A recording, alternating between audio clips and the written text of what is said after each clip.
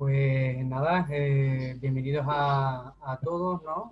Gracias por estar aquí hoy un ratito más todos juntos y bueno, tenemos el gran privilegio de tener hoy a Juan Carlos López de la Calle con nosotros. Siempre me da mucha alegría verte y me resulta muy entrañable siempre y muy familiar. Me encanta verte y charlar contigo. Gracias, gracias. Hoy estaba pensando, ¿no? Un poco así como presentarte y tal, ¿no? Y fíjate que hoy, digo, en vez de prepararme una presentación, fíjate, me he cogido de aquí el libro de los mejores viñedos y vinos del mundo, de Robert Parker Jr., aquí Ah, gordo, libraco, publicación de 2005, esta es la de 2005, ¿no?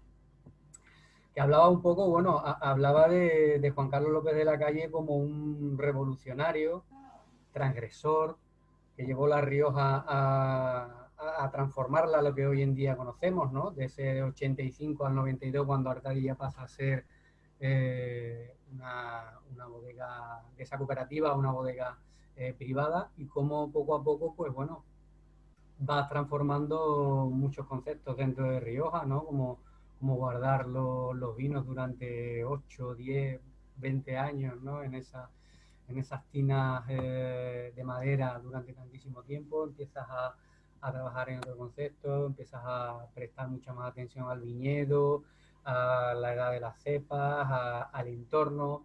Bueno, vas escuchando, como otras veces tú mismo dices, vas escuchando cada vez más a quien tiene que hablar, que es la naturaleza, el campo, la viña, y ya desde entonces eres un precursor del terroir. Yo creo que esta es la idea, ¿no? Pero dice aquí textualmente, un joven alto y de 40 y tantos años. sí, Eso, pues ahora se ha convertido en un hombre bajo y viejo. pero lo de revolucionario y transgresor sigue siendo, sin duda alguna.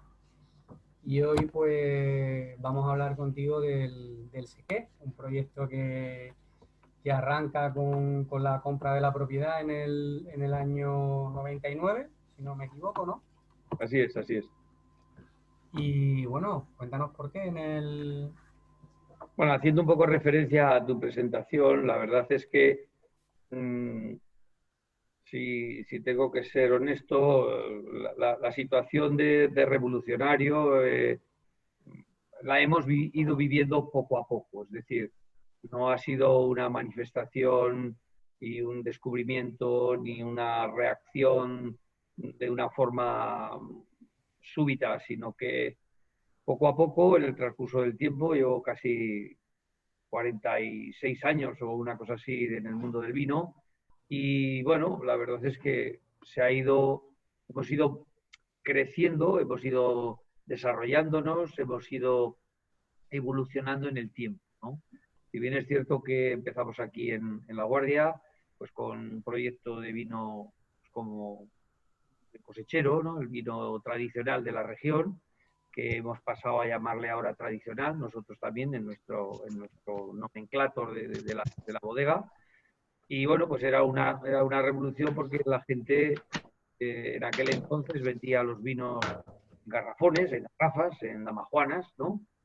Y nosotros empezamos a hacer pues un trabajo de identificar el vino, identificarlo a través de una etiqueta, que también se vendían sin etiqueta, hablo del año 81, ponerlo en una botella, ponerle una marca, de alguna manera hacerlo viable comercialmente por los diferentes circuitos de comercialización y que hasta llegar a los restaurantes y a las mesas con estrellas Michelin. Me decía siempre Custodio Zamarra de Zalacaín, siempre joder, ha sido el primero que me has traído un vino de esos de cosechero que a mí me gustan tanto y tal, y que he sido capaz de poderlo vender en el restaurante. Estamos hablando de los años 80, ¿no?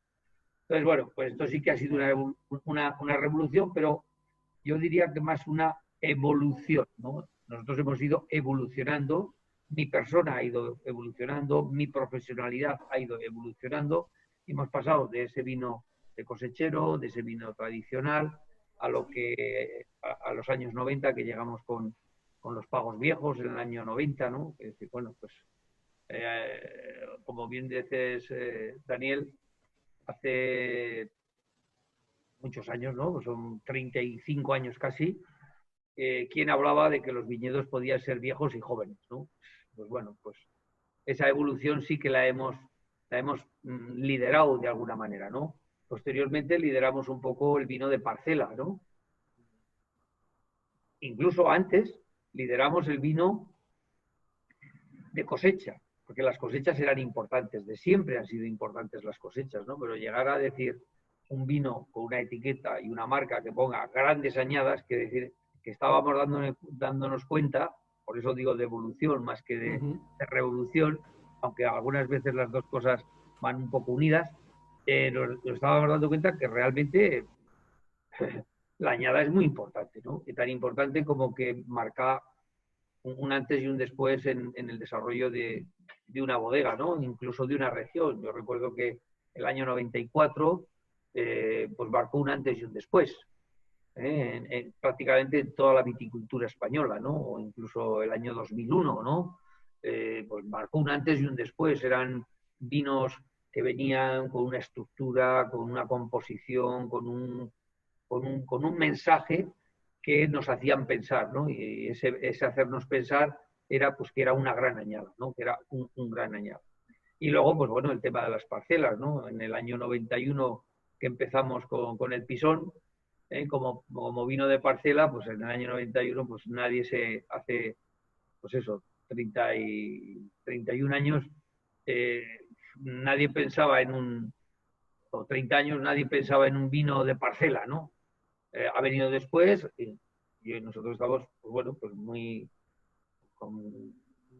gratificantes la situación de que ahora pues todo el mundo, pues gracias a Dios y gracias al conocimiento y a la sensibilidad de muchos bodegueros, de muchos enólogos, de muchos prescriptores, de muchos distribuidores, de mucha gente que está vinculada al mundo del vino, que ha sentido más de cerca, si cabe, las emociones y las sensaciones de los vinos a través de un vino de parcela. Entonces, en este momento estamos, pues, bueno, pues en esa evolución creciendo, en el conocimiento, o sea, la sensibilidad y todo esto que para mí ha sido un desarrollo y un crecimiento, pues bueno, en algún momento puede pensar la gente que es una revolución, pero bueno, tampoco creo que sea para tanto.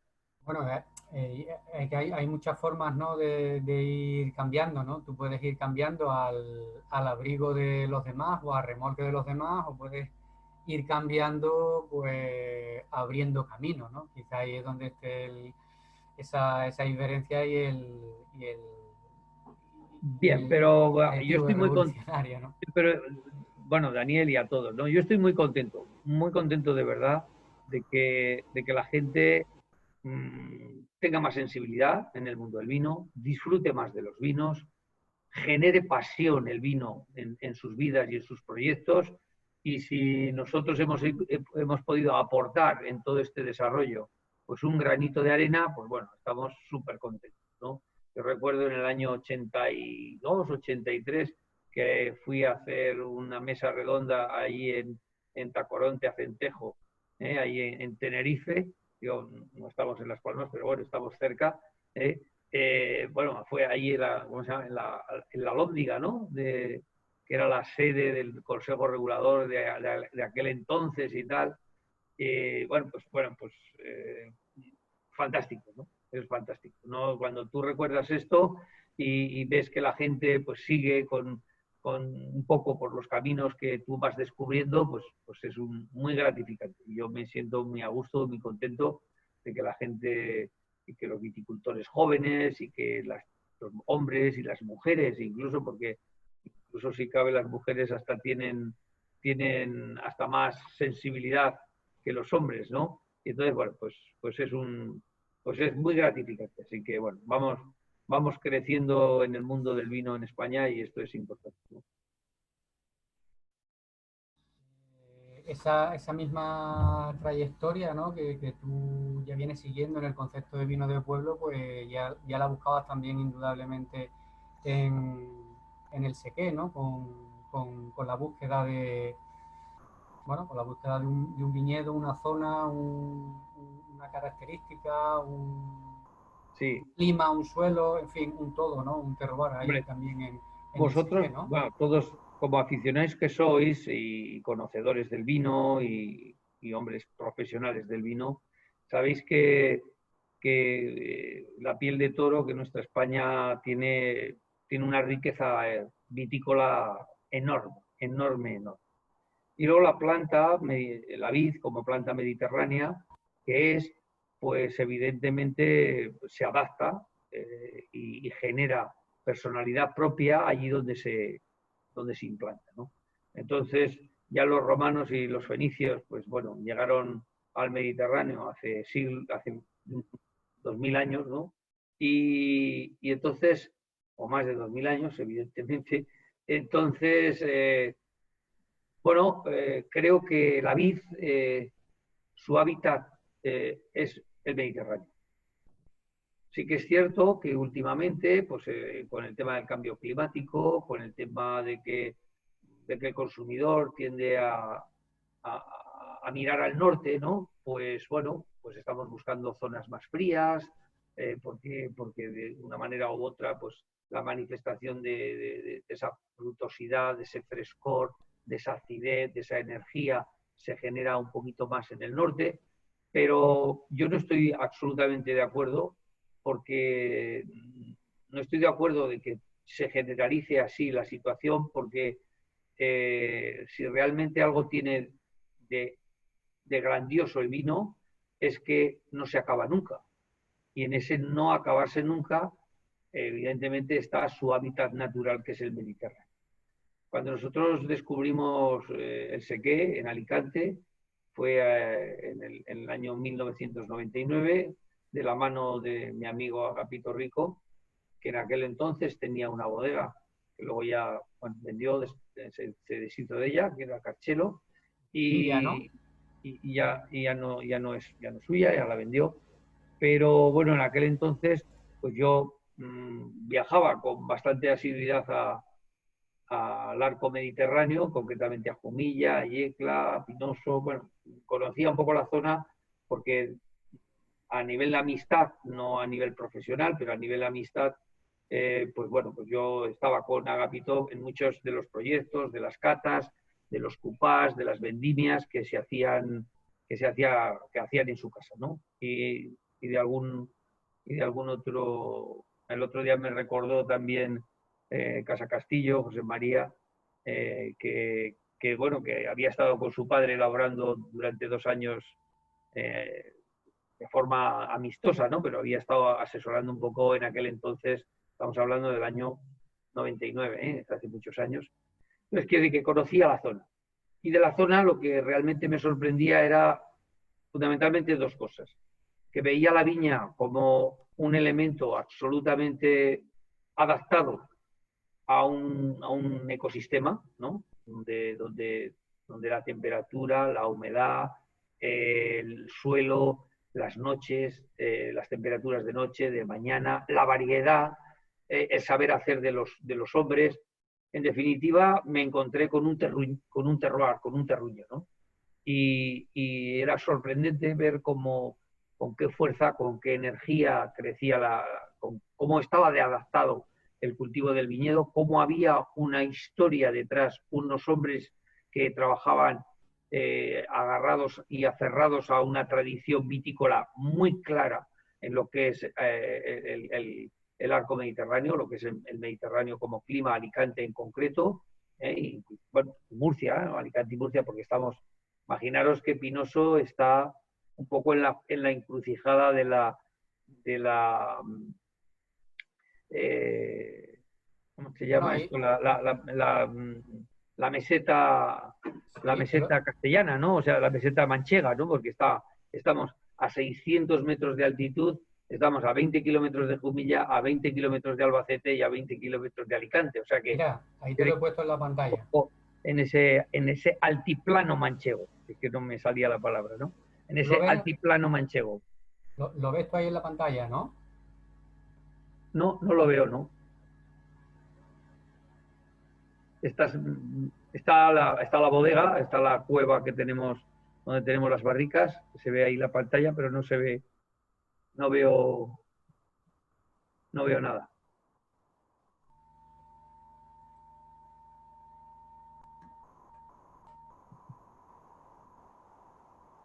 Bueno, ¿estás intentando poner alguna foto o algo? ¿No? Ah, mira, ya estamos ahí. Ahora sí lo estáis viendo, ¿no? Ahora sí, ahora sí, ahora sí. Bueno, pues como veis está Murcia, está Alicante muy cerca y está Albacete. Es decir, de Albacete, nosotros llegamos a la provincia de Albacete pues nada, en 15 minutos, estamos en Murcia en 15 minutos y estamos bueno, y estamos en Alicante. Es esa encrucijada entre Albacete, Murcia y, y, y Alicante. Bien, entonces, quiero decir que no fue una pedrada, ¿no? Fue un tiempo que estuvimos trabajando con Agapito desde sus inicios en Carchelo, en el Sequé, y entonces nos encontramos un poco la posibilidad de una explotación de Monastrell junto con otros experimentos que se hacía, que en aquel entonces pues se daba mucho, ¿no? Decir, oye, vamos a poner un poco de Airén, vamos a poner un poco de Cabernet, vamos a poner un poco de Tempranillo, y bueno, pues había ahí un totum revolutum que, bueno, que definitivamente lo que hicimos fue pues ir reinjertando todos los viñedos, pasando en este momento a que el 90% de nuestro viñedo es Monastrell. Hemos seguido manteniendo un poquito de la Syrah, pero cada vez estoy más convencido de que, mira, esto es el Sequé. Esa es la explotación, es ese triángulo, ese triángulo que sale a la carretera, es el triángulo que se ve ahí, hacia la carretera está al inicio de la diapositiva y la bodega está, mira, ahora nos hemos ido, mira, esa balsa es de la explotación, este es un viñedo y este otro que está a la derecha que hace un triángulo esos son 25 hectáreas que tenemos una parcela, esta es la parcela de Bajo Horacio y esto es lo que le llamamos el trozo grande. ¿Eh? Bueno, pues eh, os decía que nos encontramos con una zona vitícola tremendamente tradicional, con un saber hacer de años y de siglos. Y luego lo que realmente me sorprendió desde aquel momento y todos los años me sigue sorprendiendo, que es que cuando vamos a hacer la elaboración, cuando llega el momento de la vendimia y empezamos a hacer cata de racimos, de granos, es increíble la fuerza de frescor, de fruta y de energía que tiene la Monastrell cuando quedan, no sé, una semana, 10 días para iniciar la vendimia, ¿no? Para iniciar el proceso de fermentación. ¿Qué quiere decir esto? Pues que los niveles desde mi punto de vista, los niveles de adaptación al suelo, al clima y al laboreo son de siglos, ¿no? Entonces, la Monastrell se ha adaptado. Normalmente siempre llegamos al mes de octubre para vendimiar y viene entrado el mes de octubre. Algunos años, no muchos, pero algunos años hemos vendimiado en noviembre. Los abuelos, los lugareños siempre me decían, no, no, si nosotros muchos años hemos vendimiado en noviembre, el día de Todos los Santos estábamos vendimiando. Es decir, que estamos en el Mediterráneo, estamos en el sur, estamos pues con esas temperaturas y esas condiciones climáticas que definen un poco el área mediterránea, pero al mismo tiempo contamos con una variedad, que es la Monastrell, perfectamente adaptada, tardía, evidentemente tardía en su proceso de maduración, y eso lo que hace es que el ciclo vegetativo sea largo, y generemos un vino a través de esta uva, a través de esta fruta, que generemos un vino largo, maduro, con una persistencia y una profundidad enorme, ¿no? Cuando se hacen cuando se llega a una maduración sin un momento de vendimia, sin una maduración fenólica, eh, pues, pues bueno, los vinos pueden ser frutales, los vinos pueden ser agradables, los vinos pueden ser de fácil beber, comerciales incluso, pero desde mi punto de vista queda un poco relegado pues esa profundidad, esa complejidad, ese encontrar el paisaje a través de la copa y en cambio con este paisaje, con estas condiciones climáticas y con esta variedad conseguimos vinos que realmente enamoran, ¿no? Yo os puedo decir que es muy raro y puedo hablar desde grandes enólogos y Master of Wine de todo el mundo a los más humildes consumidores y aficionados del vino, que nunca hemos encontrado a nadie que diga, no me gusta el sequé. O sea, sequé siempre es una golosina por esa madurez, siempre es una amabilidad por esa fruta madura, siempre es amable porque tiene un tanino absolutamente saturado y es pues un placer, ¿no? Es un placer.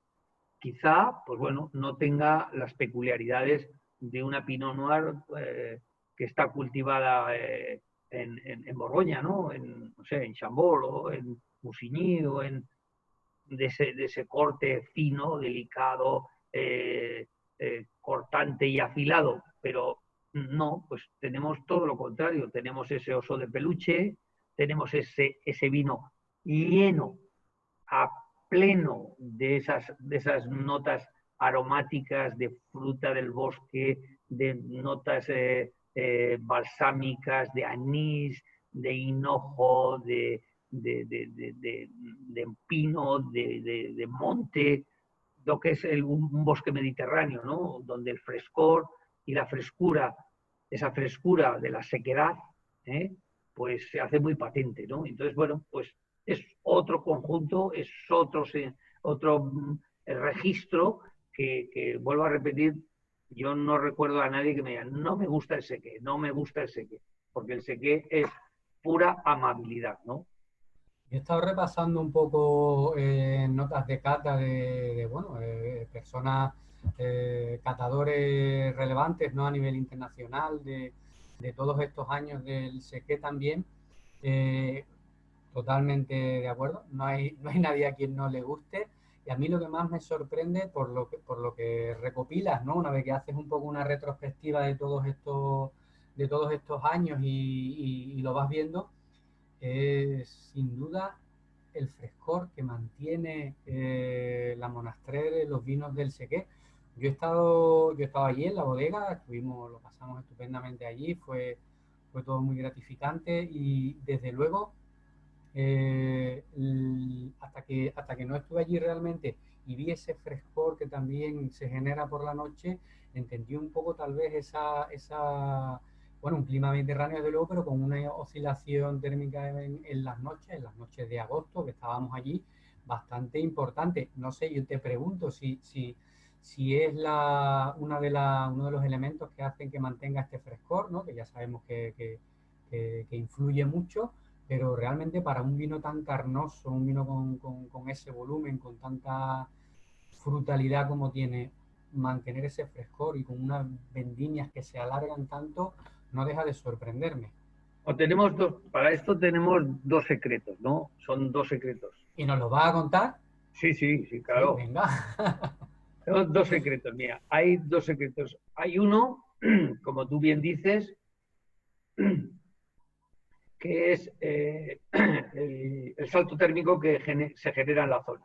Como os decía, estamos a 600 metros de altitud, hay influencia mediterránea, hay influencia del mar, llega la brisa del mar, aunque estamos en línea recta. Voy a tener que abrir la botella, ¿eh? Me vais a perdonar, pero voy a abrir una Sí, botella sí. de sequé del 2017. ¿Lo veis ahí, no? Aunque se vea al revés, pero bueno, está ahí. Y me voy a mojar un poquito la garganta porque que si no... Yo creo que sí, que es lo mejor que podemos ir haciendo. Mira, yo me voy, yo ya me la he abierto, yo tengo aquí una del 13, ¿qué te parece?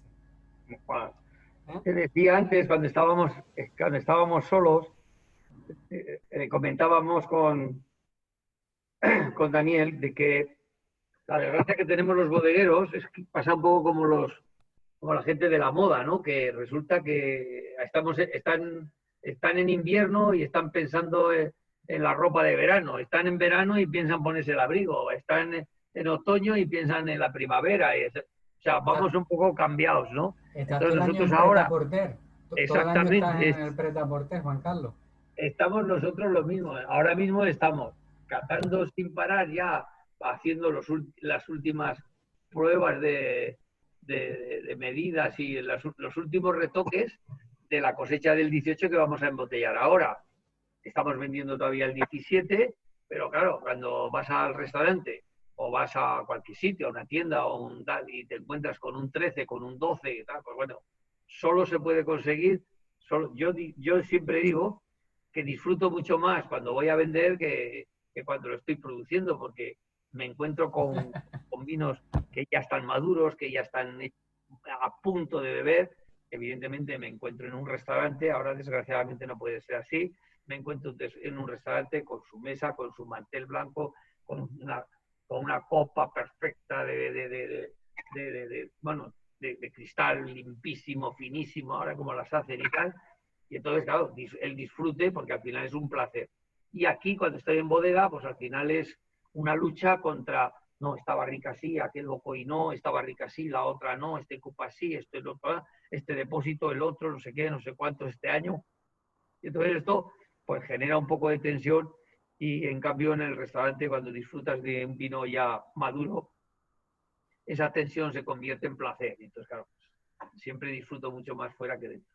Bueno, me vais a hacer, bueno, Yo tenía el 17 también por aquí, pero la verdad que digo, como Juan Carlos va a tener el 17, ya me abro yo el 13, ¿vale? Y así tengo también, así pues, hablamos un poco también de la evolución luego, ¿no? También, ¿no?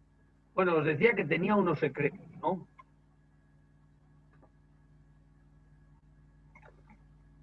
¿Qué tal?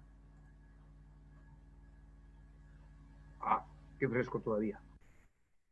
Mira, el secreto es un poco lo que os decía, que la naturaleza nos echa una mano y evidentemente tenemos un gran contraste térmico. El contraste térmico llega entre 15 y 18 grados, en pleno verano entre la noche y la mañana. Entonces son un contraste térmico importante, importante, importante. Y esto hace que la maduración se prolongue. Hay otro que es otro secreto que es fácil. Últimamente, los medios culturales, es decir, el cultivo del viñedo, la explotación del viñedo, el riego, los abonos, los fitosanitarios, todo lo que conlleva un poco el cultivo de la vid, pues se ha mejorado muchísimo. Entonces, claro, la gente quiere producir, pues no 3.000 kilos, o 2.000 kilos, o 3.000 kilos, quiere producir 5.000, 6.000, 9.000, 10.000, 20.000 kilos de uva, ¿no? Entonces, claro, ¿qué pasa con esto? Pues que el equilibrio natural de la cepa, que vive en un medio acotado por la climatología, pues se rompe.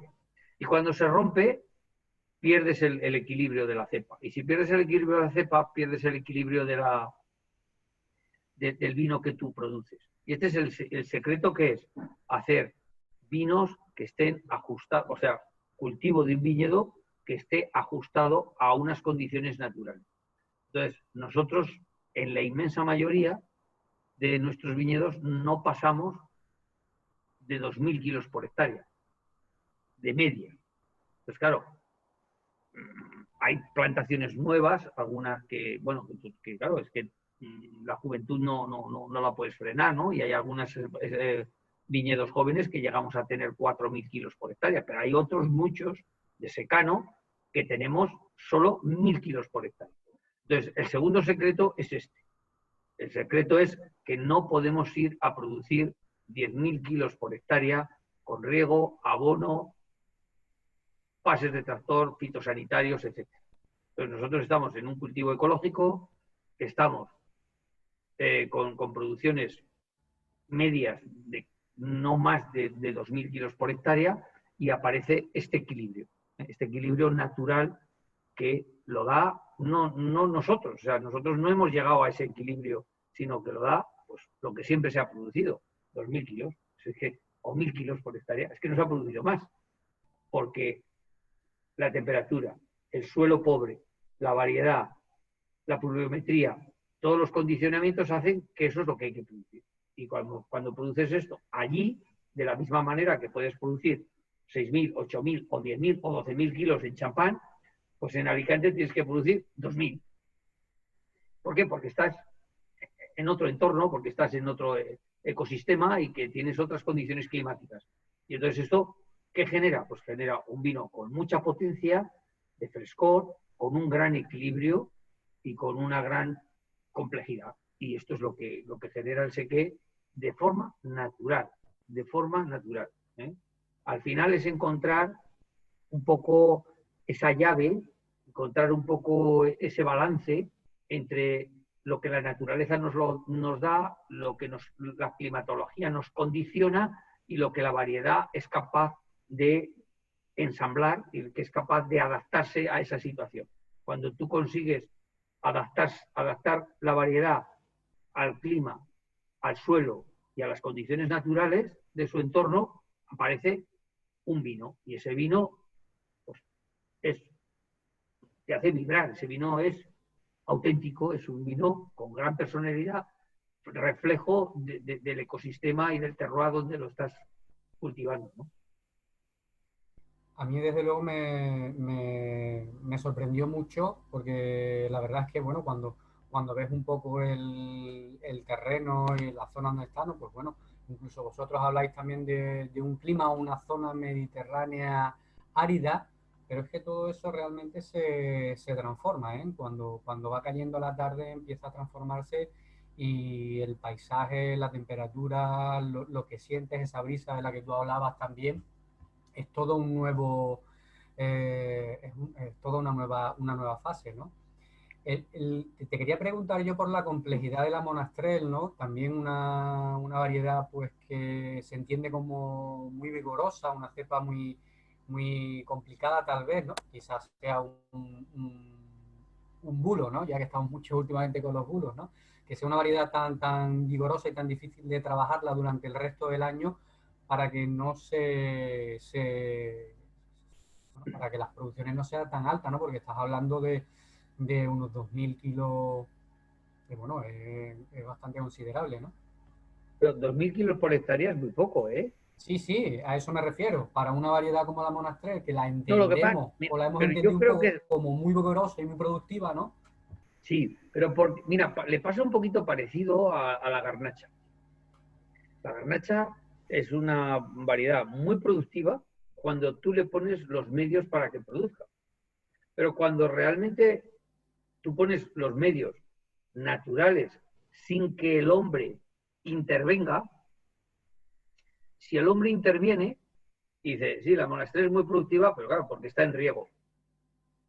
Claro, si en vez de que le caigan 300 o 350 litros por metro cuadrado al año, le caen 2.000, pues claro, la planta es vigorosa.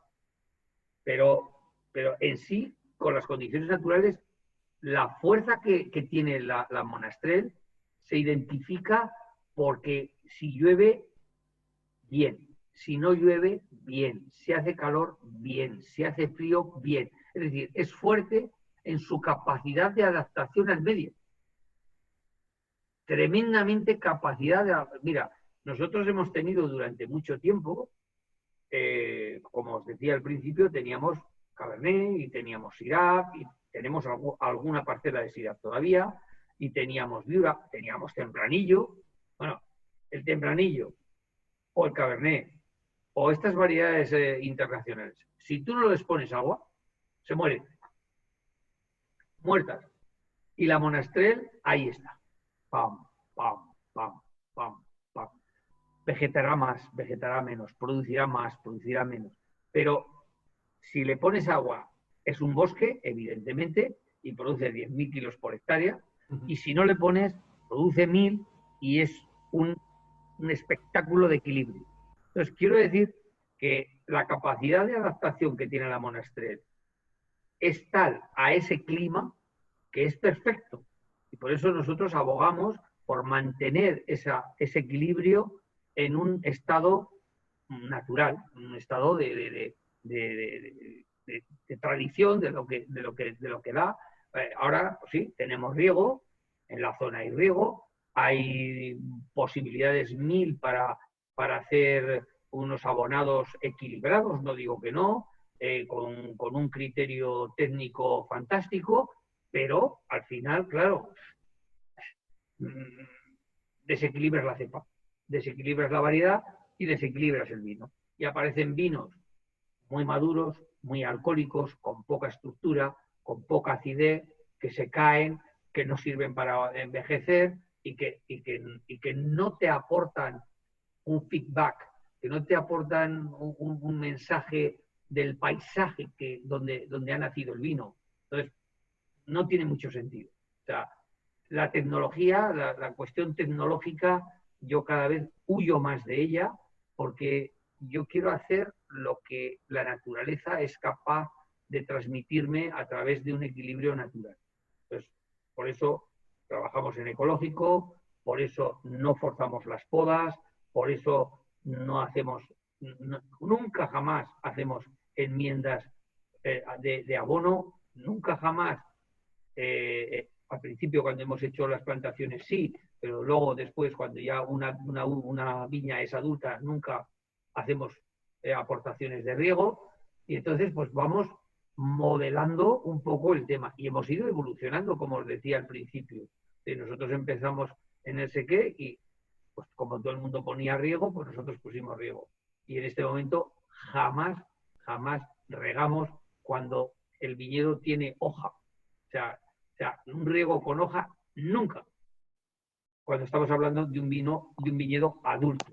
Entonces, todas esas cosas las vamos modelando para generar de alguna manera un equilibrio natural en un entorno natural, ¿no? ¿Por qué, Juan Carlos, lo del nunca el riego cuando hay hoja? ¿Para utilizar la canopia como una protección propia o por la humedad que puede generar en su interior?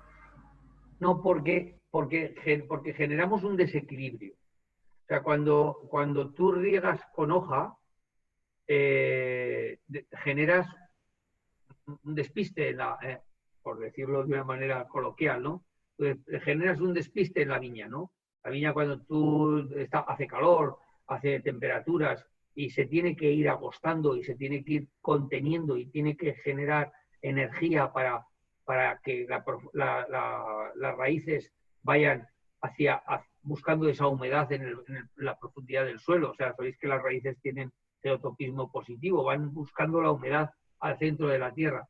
Tú le pones agua arriba, un agua por goteo en la superficie, pues despistas a la planta y al final desarrolla la planta y como nosotros no abonamos, al final mojas la planta, pero tampoco tiene nada para absorber de forma mineral, ¿no? Y entonces, pues hay un desequilibrio total y absoluto que descompone un poco la composición, desorienta un poco y rompe un poco la composición de la uva. Por eso nosotros en invierno alguna vez ponemos agua, pero cuando no hay desarrollo vegetativo. Es decir, cuando tenemos hojas, nosotros no regamos nunca.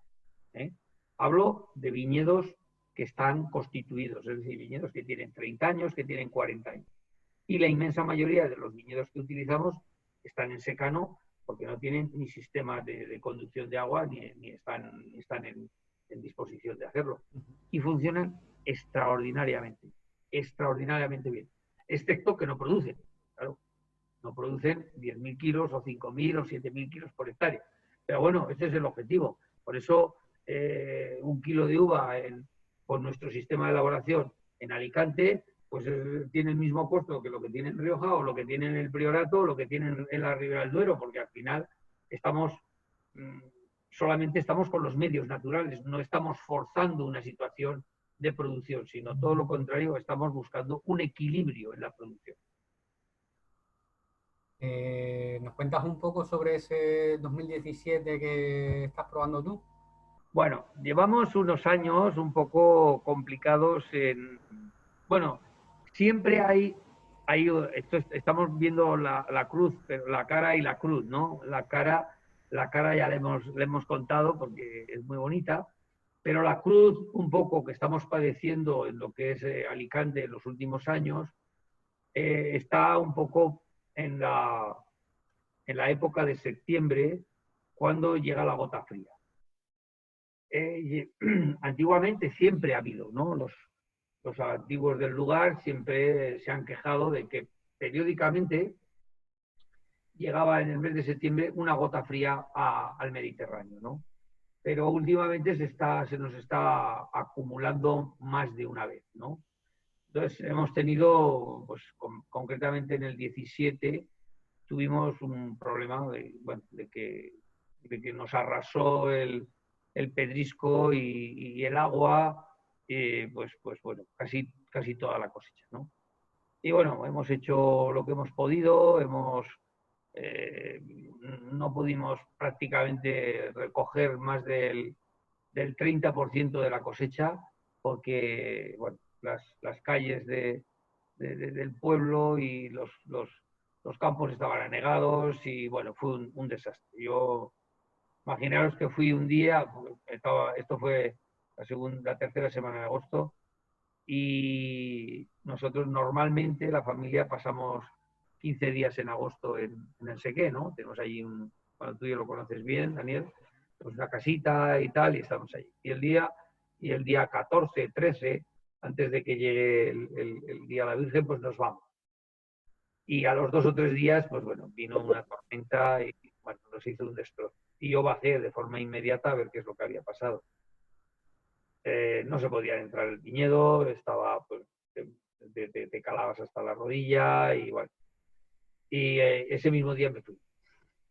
Dije, mira, vengo, lo veo y me voy porque esto no tiene solución alguna, ¿no? Bueno, ya se pasaron una semana o 2 semanas y volví porque, bueno, iniciábamos la vendimia y, bueno, tuve que volver otra vez a bajar y, bueno, pues hicimos lo que pudimos, pero la verdad que hicimos. Entonces, el 2017 tuvimos que vendimiar un poquito antes del tiempo normal, pues porque, bueno, porque estaba muy afectado del pedrisco, de la lluvia, bueno, es que se quedó aquello sin hojas y bueno, pues no había manera de que llegase a una saturación y una maduración perfecta. Y hemos conseguido hacer un vino, pues bueno, que a la gente le gusta muchísimo, porque quizá es un vino más atlántico, hemos vendimiado un poquito antes, no tiene esas notas de sazón que podría tener un 12 o que podría tener un 13 o que podría tener, no sé, cualquier otra añada, un 10 o esas añadas tremendamente representativas de nuestra casa. Pero bueno, pues ha sido un vino mediterráneo, pero con unas notas mucho más atlánticas, ¿no? Mucho más excepcionales, debido a que vendimiamos mucho antes porque había que vendimiar, no se podía dejar más tiempo porque la viña cuando no tiene hoja, evidentemente, pues hay una desecación, no hay una maduración fenólica, sí que hay una deshidratación y nada más, ¿no? Entonces, pues preferimos coger la uva un poquito antes que no que se deshidratara y que al final tuviese unos grados alcohólicos fuera de lo normal y sin maduración fenólica, evidentemente. Pero bueno, es un vino muy agradable en boca, es un vino muy ligero, un vino muy fácil, un vino, pero que tiene ese rasgo de frescor, que mantiene ese rasgo de frescor, si cabe, hasta más pronunciado que en años anteriores, esas notas balsámicas, esos anises, esos pinos, ese frescor típico de la Monaster, un poco angostado, que ahora a la gente le gusta más, a mí también, pero bueno, yo estaba buscando siempre en ese que pues ese vino compacto, maduro, ese chocolate, ese aceré. Yo unas veces suelo comparar, seguro que me has oído alguna vez, Daniel, comparar el seque con el after eight, ¿no? Ese, Sí, el chocolate y la ese chocolate menta. con menta, ¿no? Con Sí, el lado del chocolate maduro, redondo, graso en boca, totalmente placentero, como os decía, pero al mismo tiempo esas notas de frescor de la menta que no se acaba y que genera en la boca esas notas de alegría y de juventud, ¿no? Esto lo tiene todavía, le falta quizá ese cuerpo por haber hecho la vendimia un poquito antes, debido un poco a las circunstancias que todos los años no son iguales. Esa es la situación. bueno, ha marcado la impronta, ¿no? El año 2017, quiera que no, cuando haces vinos como los que tú haces, que dejas que se exprese el terreno, lo que hay, pues ahí es lo que tenemos. Yo el 2013 que tengo, bueno, bastante complejo, sigue manteniendo el frescor. Sobre todo a mí me sorprenden y me agradan mucho las notas torrefactas que ya va adquiriendo, ¿no? Un tanino amable, pulido, sigue estando súper goloso y con una profundidad grandísima, ¿no? Empieza también tierras, empiezan notas de una manera muy en un segundo plano en la transformación que ha ido surgiendo en estos años de botella. La verdad es que está. Y una cosa cuando lo abrí antes, ¿no? Cuando lo abrí y me lo serví, eh, sigue manteniendo una viveza de color que no vais a poder apreciar aquí, pero el color que mantiene súper vivo, nada de oxidación en el ribete en absoluto. Y bueno, estamos en 2020, son ya unos años de botella, sin embargo el frescor que visualmente se percibe está aquí, se sigue manteniendo, no tiene el vigor frutal normal que a lo mejor tiene el 2017 o 2016, pero la profundidad y la complejidad del vino es tremenda. Me encanta.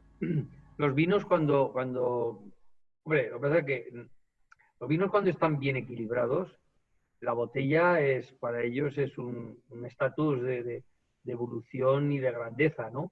Para que decir, oye, un monastrell, un vino de Alicante y tal, que tenga 7 años, 10 años, parece que sorprende mucho, ¿no? Pero maduran en botella, evolucionan en botella de forma enorme. ¿Por qué?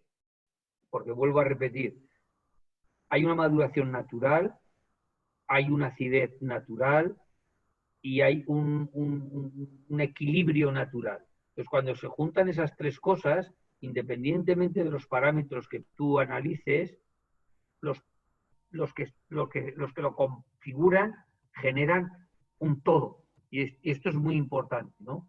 Tenemos pues 14 grados y medio, que es un parámetro de estabilidad. Estamos entre 5, 5,2 de acidez total natural. Y estamos con un extracto seco importante, con una estructura importante, y todo eso configurado de una manera natural, hace que los vinos se mantengan en el tiempo en botella de una manera increíble. Increíble. O hay un paso que es importante por parte del consumidor. Hay que tenerlo en buenas condiciones. Esto sí que es importante. Temperatura controlada. La humedad es importante también, pero no tanto. Pero la temperatura, que no haya mucha variación entre la noche, entre el verano y el invierno, que esté reposado y tal, hace muchísimo. Nosotros guardamos, desgraciadamente, poco vino, pero el vino que guardamos lo disfrutamos muchísimo y no pasa nunca de 18 grados de temperatura en verano. Entonces, los mantenemos entre 12, 13 en invierno y 18 en verano. Y hay una evolución fantástica. Recuerdo que cuando estuvimos visitando la bodega con la Academia Internacional del Vino, con su sede en Ginebra, que bueno, yo pertenezco a la Academia también, y hicimos una cata pues con 80 personas allí, y hicimos una cata desde los inicios desde el 2000, recuerdo que el primero fue el 2001, 2004, 2007, 2010, bueno, fue fantástico como, y recuerdo que la gente decía, pero ¿cómo se mantiene un poco la extrañeza un poco y la pregunta tú y la excavación que tú haces, ¿no? Pero ¿cómo se mantiene el vino después de 10, 15 años en botella? ¿Cómo puede mantenerse tan bueno, ¿no? Tan vivo, Sí, tan sí, entero? sí, Pues sí, tan vivo y con la complejidad que va cogiendo. Y esos 14 grados y medio eh, pasan totalmente desapercibidos, ¿no? No hay una... no, pasan desapercibidos, no hay una no, calidez porque en ese clima, al ¿no? final se Para nada. genera un equilibrio, es lo que os decía, Sí, al final se genera un equilibrio y mira, muchas veces digo, cuando hablo del equilibrio un poco, pongo el ejemplo y vosotros lo vais a conocer bien y lo vais a experimentar bien, porque lo experimentáis cada día, un poco en el plátano, ¿no? Nadie piensa que el plátano es ácido, mm, o que es básico, o que tiene azúcar, o que no lo tiene. O sea, el plátano está bueno y es ácido. Pero hay un equilibrio natural en la fruta que no, o sea, un vino decimos, coño, qué ácido está, qué tánico está, que le encontramos cosas, ¿no? Que empezamos a buscar un poco, sobre todo los que somos un poco profesionales en este tema, le buscamos un poco el defecto. Pero una fruta, nadie, o sea, ¿quién habla de que una naranja es ácida? Si no está madura, evidentemente que sí, pero ni incluso ni a un limón, porque el limón cuando está maduro es buenísimo, pero porque tiene ese equilibrio natural, ¿eh? O una pera, una manzana, un paraguayo, cualquier cosa, cualquier fruta cultivada. Mira, yo me estoy ahora recordando del melocotón de viña que yo estoy recuperando todo lo que, bueno, todo lo que puedo, no sé si tengo 20 árboles, una cosa así, de melocotón de viña, que son melocotones que no están injertados, que son melocotones de toda la vida, no sé si es una variedad o no, la verdad que no, pero bueno, yo los recojo de los viñedos que todavía tienen algún melocotón, ahí un árbol de melocotón, pongo el hueso, sale el árbol y lo vuelvo otra vez a replantar. Bueno, pues el melocotón de viña tiene un equilibrio con una potencia aromática y con un sabor enorme y una acidez enorme que está absolutamente fundido y tú recibes un solo mensaje. Y ese mensaje es un poco lo que nosotros estamos buscando cuando hacemos los vinos. Vamos a una región, en este caso Alicante, y queremos que se exprese el paisaje, que se exprese la tradición y que se exprese el viñedo de ese paisaje al mínimo posible de intervención por parte del hombre, ¿no? Este es el secreto, ¿no? Que nosotros intervengamos lo menos posible, que a lo más que podemos hacer es darle la mano, acompañarle y que nos haga disfrutar, pero tocarlo poco. Yo suelo decir, los vinos hay que mirarlos mucho, pero tocarlos poco, ¿no?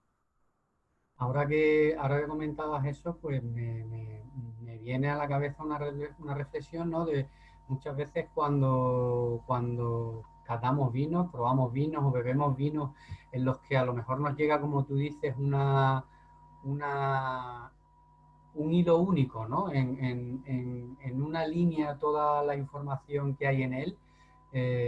Hay veces, ¿no? Que para ciertas personas como que pasan un poco desapercibidos porque van buscando quizás ese desequilibrio, ¿no? Ese fallo y les cuesta entender a lo mejor lo que es un vino realmente en su conjunto, ¿no? Un vino en el que llega como este toda la información y es un todo, ¿no? Es un uno, ¿no? Es un todo uno, no, Es se puede decir fantástico.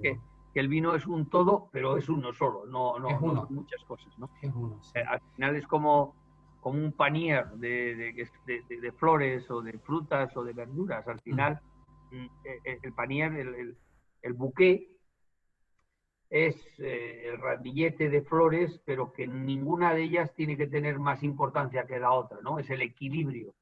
Cuando hablamos de buqué, nosotros el buqué, bueno, hay mucha gente que lo asocia a la madera, hay otra gente que lo asocia a la fruta, pero al final el buqué del vino, etimológicamente, es conjunto de cosas que no sobresalgan una de las otras. O sea, tiene que ser un todo uno, con muchos colores, con muchos matices, con muchas formas, con muchas texturas, con muchas profundidades, con muchos... pero uno solo. No puede haber disidentes en la cata ni en la degustación. Tiene que ser un todo uno, complejo, policromado, estructurado, texturizado, pero solo uno. Entonces, eso se consigue solo pues cuando tomas un buen plátano de Canarias, ¿no? No hay aristas, ¿no? No hay aristas. Y si no hay aristas, ¿por qué? Pues porque se ha madurado en la planta, porque tiene ese equilibrio natural y eso es lo que estamos buscando, que no siempre se consigue, ¿no? Evidentemente. Pero eso es lo que estamos buscando un poco en el vino. Que tienen más color, bien. Que tienen menos color, bien. Que tienen más grado, que tienen menos grado, que son más estructurados, que no lo son, que tienen su carácter. Entonces, ¿qué es lo grandioso? Es resaltar el carácter de cada uno de los vinos. Y en el caso del sequé, el carácter es amable y al mismo tiempo fresco. Vuelvo a repetir, yo, si pudiésemos decir un resumen, es el after eight del vino, es decir, esa amabilidad del chocolate y esa frescura natural que tú has observado de forma en primera persona allí en el sequé de la menta, pues ese es el carácter del vino y cuando queremos beber algo así, pues decimos sequé, está claro. Sin duda. Estamos llegando un poco al final del tiempo que tenemos en la plataforma. No sé si queréis hacer alguna pregunta, abrir micrófono. Yo encantado. A ver, alguna pregunta de los que estamos. ¿Vale? Sería fantástico.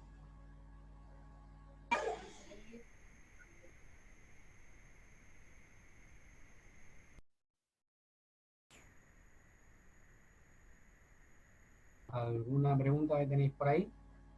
Alonso fue campeón y donde últimamente se lanzan muchos vídeos en sus redes sociales. Otra imagen del día, atentos a esta conversación.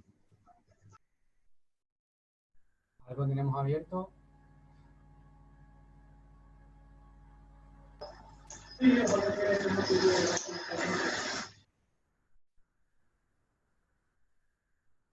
Oye, Juan Carlos, ¿hacia dónde camina el sequé ahora?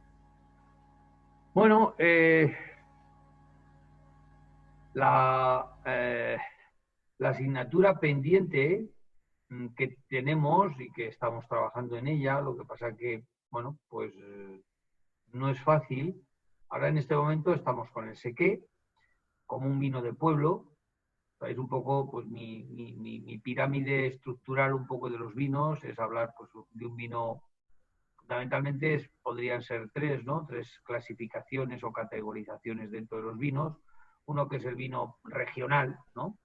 El cual a nosotros no nos se nos escapa un poco, ¿no? Por nuestro volumen, puesto que estamos un poco centrados en Alicante y en Pinoso.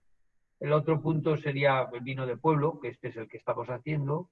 Y un tercer punto, un tercer eslabón de la cadena sería un vino de parcela. Realmente tenemos muchas parcelas, tenemos bastantes posibilidades de hacer cosas, pero también es cierto que queremos hacer algo que tenga entidad propia, ¿no? Si veis un poco las fotos que nos ha mostrado Daniel a lo largo del PowerPoint este que nosotros le hemos enviado, estamos en un altiplano, es decir, la misma palabra lo indica, ¿no? La configuración edafológica del suelo no es muy diferente de una parcela a otra. La orientación al tratarse de un vino, de un paraje, pues de un territorio más bien llano, también es problemático el hacer diferenciaciones. Y bueno, nos queda el último eslabón para poder agarrarnos, que es que la carga genética de un viñedo sea diferente al otro, porque tanto las condiciones climatológicas como las condiciones edafológicas no varían demasiado de una parcela a otra, en nuestro caso, ¿no?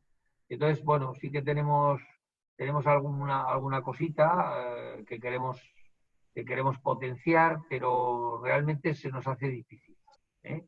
Sí que podíamos hacer una selección, pues eso que seleccionas grano a grano, racimo a racimo y tal, pero no queremos intervenir.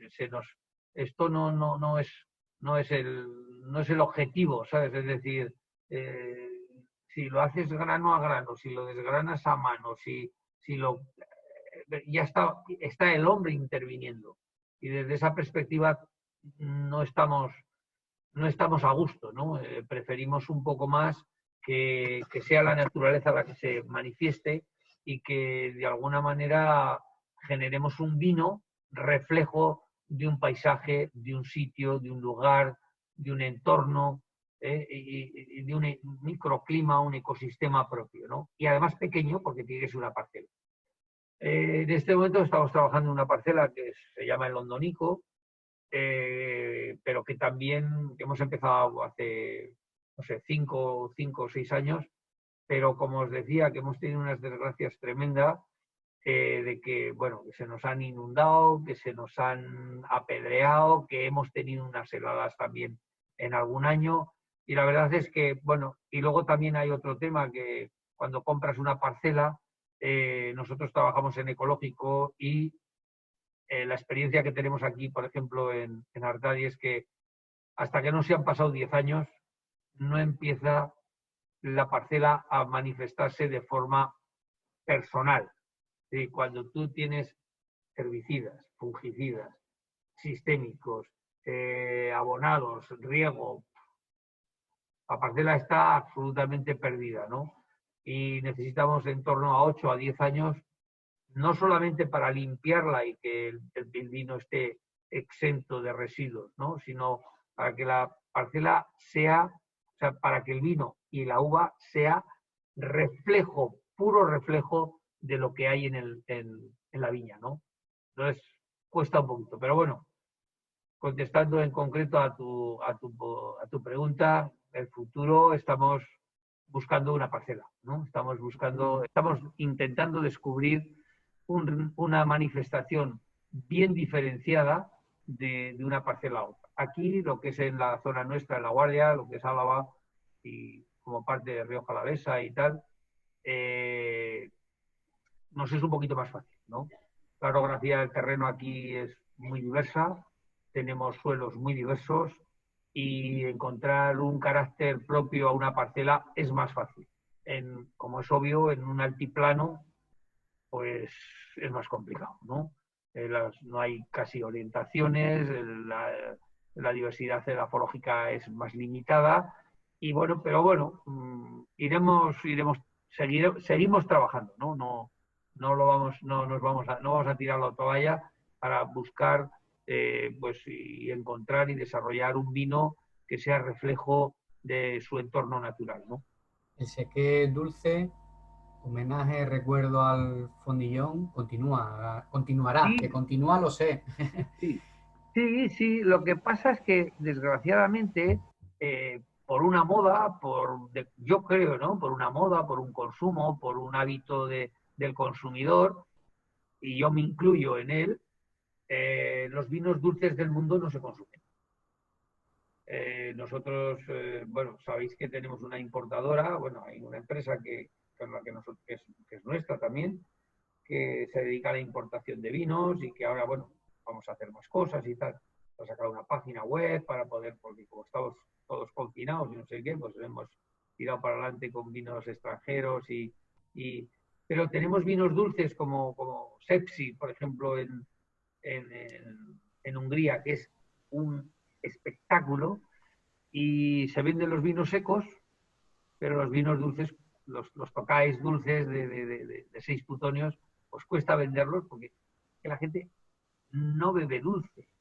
Tenemos Chateau de Fargues, que es un Sauters, bueno, pues fue el antiguo dueño de Chateau d'Yquem, es decir, y se quedó con 38 hectáreas para hacer su Chateau de Fargues, o sea que hasta la etiqueta parece de Liu Salus, que es el conde y tal, el marqués y no sé qué y tal, no sé si es conde o marqués, pero bueno, que es un espectáculo de vino pero es que es muy complicado. No, tú como comercial de vino, tú sabes que los vinos dulces, pues bueno, Daniel, ¿cómo se venden? ¿No? Complicado, ¿no? Complicado, poco, poco. Complicado. Nos gusta más lo seco que lo dulce.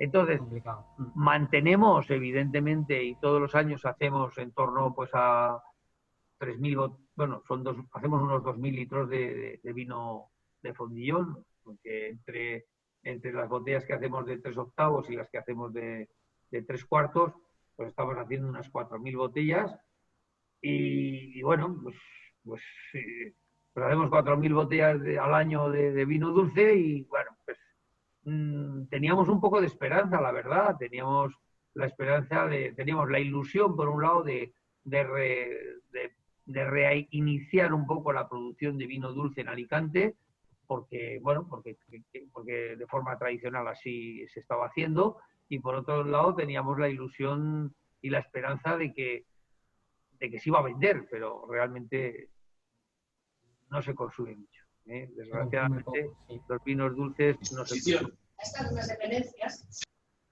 Mira, nos comenta por aquí Javier, nos pregunta si vas a seguir, si se va a seguir con... Él pregunta si Artadi va a continuar en ampliar la gama de vinos de parcelas.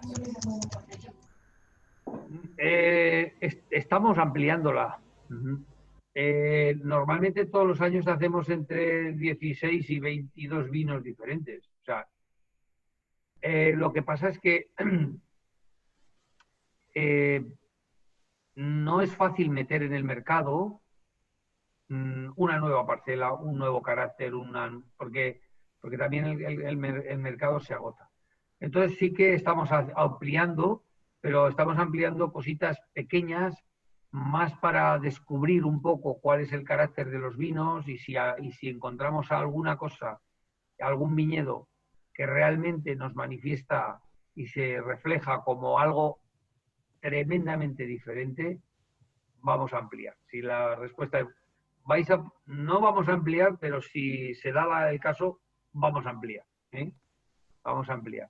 De hecho, en este momento pues tenemos cosas muy interesantes, tenemos La Laguna, tenemos San Martín, tenemos Villalba, tenemos Terreras, tenemos Cuerda Mayor, tenemos Canales, bueno, tenemos así hasta 46 parcelas diferentes, ¿no? Entonces, si en algún caso de estos hay la oportunidad y se da la oportunidad de que se genera y crece un vino diferente, generaremos una nueva botella y un nuevo vino. Tengo otra pregunta por aquí de Cayetano desde Sevilla. Nos pregunta si con la crisis que estamos afrontando ahora mismo a nivel de conjunto de bodegueros estáis consensuando algún tipo de actuaciones o algo así. Pues la verdad que no. Yo no tengo, bueno, sí que a nivel, bueno, ya sabéis que yo no estoy dentro del organismo del Consejo Regulador, pero bueno, te enteras de cosas y que hay movimientos a nivel de Consejo Regulador de que quieren bueno, intervenir un poco en la producción, haciendo podas en verde, generando algo de destilación, haciendo alguna subvención para reducir la producción a través de podas en verde y destilación y subvenciones, pero bueno, realmente no hay si la respuesta es clara, no hay un centro de decir qué hacemos. La verdad que no, yo por lo menos no lo conozco. Sí que a nivel estatal, perdón, a nivel institucional, tanto el Consejo Regulador como en nuestro caso el Gobierno Vasco, el Gobierno Central, el Ministerio de Agricultura, están barajando esas tres posibilidades para reducir un poco la producción, para que no salga tanto vino al mercado y que los precios se caigan, ¿no? Entonces están intentando pues subvencionar tanto a las bodegas, en los stocks, como a los productores, a los cosecheros, a los viticultores, para que produzcan un poco menos. Evidentemente tendrán que que recuperar un poco menos de dinero, pero bueno, con el objetivo de regular un poco la oferta y la demanda. Tenemos por lo menos 2 enólogos también por aquí, enólogos y viticultores. Tenemos a Juanma y tenemos también a Juanma de Bolet de Gaslava, de una fantástica bodega de aquí de Gran Canaria. Tenemos también por aquí a Agustín, ¿no? Y que no se me vaya Hola, a Juanma. pasar, que no se me vaya a pasar esta última pregunta que nos dejaba Cayetano desde Sevilla. Es el culpable de que a mí me guste el vino. Era mi profesor en la Escuela de Hostelería de Sevilla. Fue quien me introdujo en las primeras nociones y conocimientos del vino. Muy bien. Dano, gracias por todo, sin duda alguna. Bueno, tenemos otra pregunta por aquí de Nicola, de Restaurante La Acuarela, con una estrella Michelin aquí en Gran Canaria, que me pregunta una curiosidad. Se ve que Nicola es un poco cotilla, ¿eh? Porque esta pregunta él quiere saber qué bebe Juan Carlos cuando no bebe sus vinos. Mira, ahora tengo, ya os decía antes que desde hace 3 años hemos incorporado en los negocios de la familia una importadora de vinos, ¿no? Compramos una importadora en Barcelona y ahora pues tenemos en torno a 35 productores de vino del mundo, ¿no? Y realmente yo suelo decir que, por resumirte un poco, Nicola, porque bebo de todo, ¿no? Pero suelo decir que he nacido aquí en La Guardia, pero como yo creo en la reencarnación, en mi próxima vida naceré en Champán, ¿no? Y entonces, pues me gusta muchísimo el champán, ¿sabes?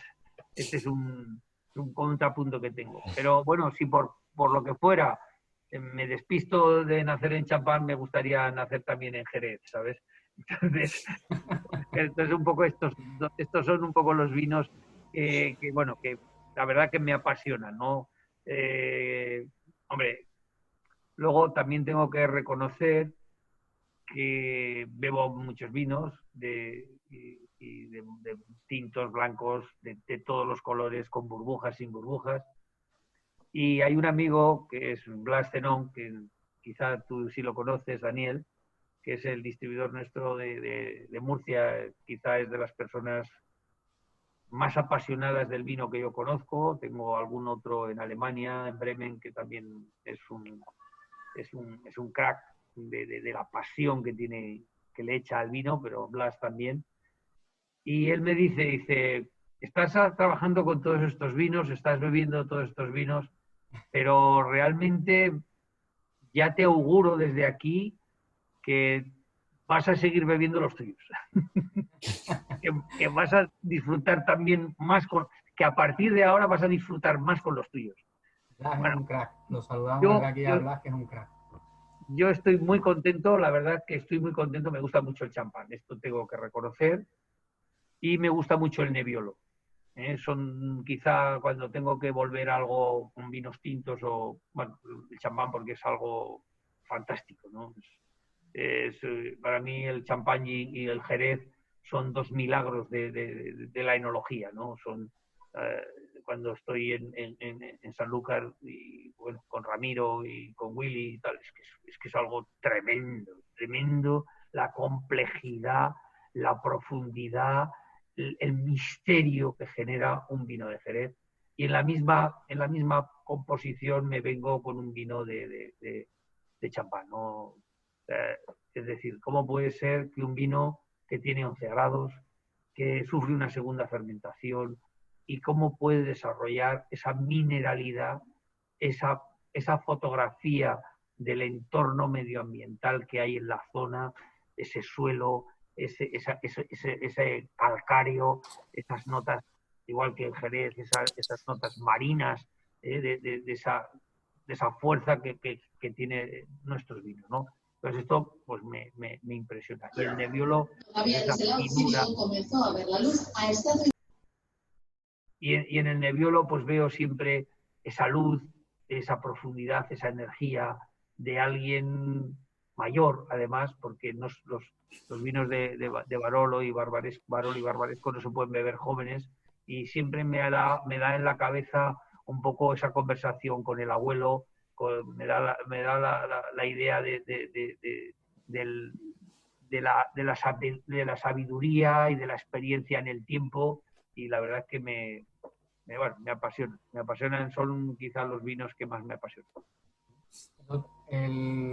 Hace un par de semanas, creo, tuvimos por aquí a Willy y estuvimos charlando también un rato con él y la recuperación también que está haciendo de los vinos de pasto, y bueno, es bestial, ¿no? Brutal, ¿no? También lo que están haciendo por allí. Mira, tengo otra preguntita por aquí, yo creo que casi que la última, porque nos queda muy poquito para terminar. Nos preguntan sobre la denominación de origen Rioja, ¿no? Y ese giro un poco que hace ahora en su nomenclatura, en la que por una parte sigue pues con su categorización como antes, y ahora parece que hace un guiño, ¿no? Preguntan si es para hacerte un poco la competencia, o porque realmente entienden que es el camino.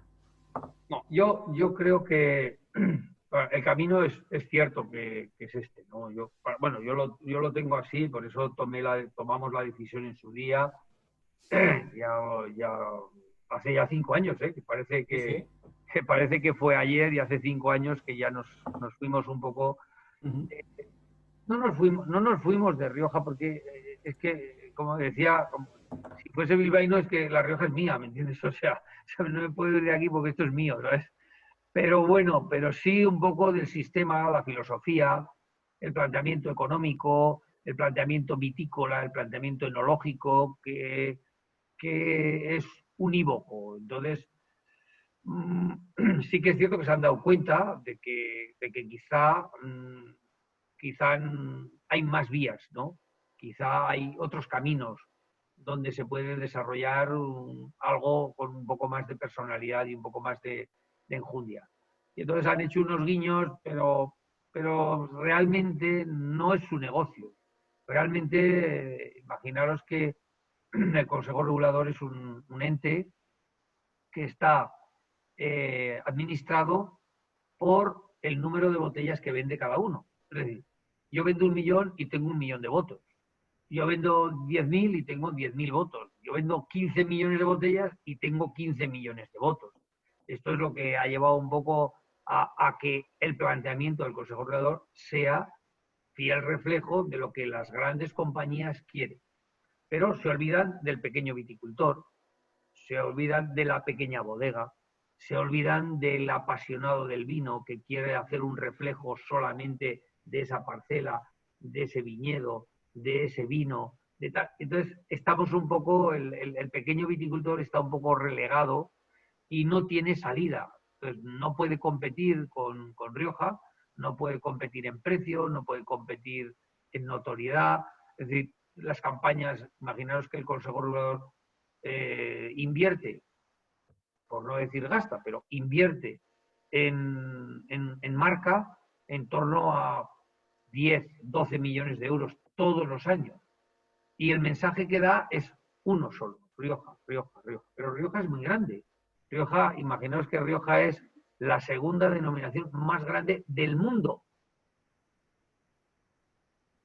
Me preguntáis, ¿cuál es la primera, no? Pues La Mancha. Primero, la más grande del mundo es La Mancha y la segunda es Rioja. Entonces, claro, un mensaje unívoco de una sola marca al pequeño lo hunde.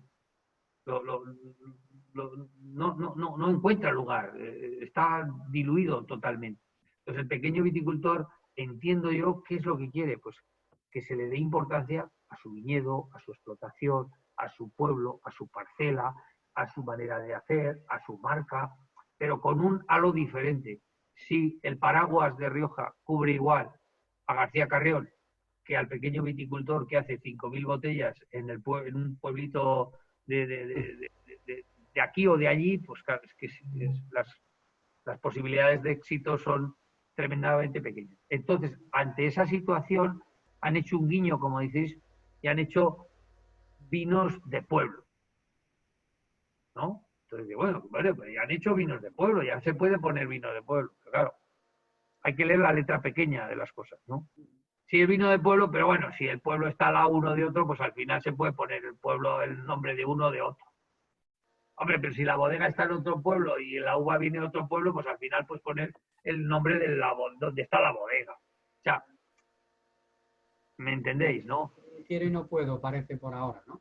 No lo tienen claro porque no es su modelo de negocio. O sea, no es una cuestión personal, no es una cuestión científica, no es una cuestión de conocimiento, es una cuestión que el Consejo Regulador, en su configuración, tiene un modelo de negocio diferente al que podrían tener los pequeños viticultores.